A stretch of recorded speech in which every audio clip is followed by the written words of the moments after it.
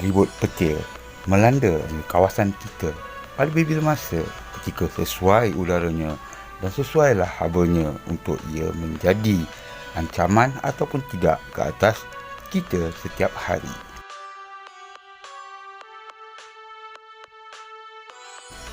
Ia terjadi melalui proses harian yang bergantung kepada haba yang tentunya disebabkan oleh matahari. Ia terjadi daripada awan cumulus yang membesar menjadi awan cumulonimbus dan menurunkan hujan ketika paras bekunya tercapai oleh gerakan ais di atas, dan apabila ia membesar, ia akan terus menjadi ribut petir apabila lebih banyak haba yang disedut dan ia melepaskan udara dingin dan memberi kesan kepada kawasan yang berbukit. Ini terjadi setiap petang dan ini berlaku mengikut geografi kawasan terbabit.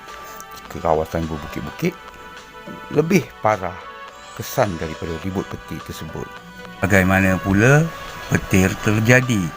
Petir terjadi apabila terdapat objek bercas positif di atas tanah yang tertangkap cas negatif di dasar awan. Ia terjadi kerana ia adalah arus elektrik.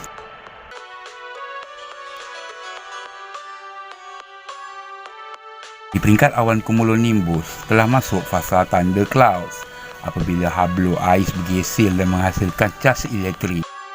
Dan gumpalan besar awan tersebut telah dipenuhi cas elektrik. Partikel bercas positif yang lebih ringan berada di atas, manakala yang sebaliknya berada di lapisan bawah. Apabila kedua-dua cas ini cukup bebannya, percikan besar iaitu kilat terjadi antara keduanya di dalam awan.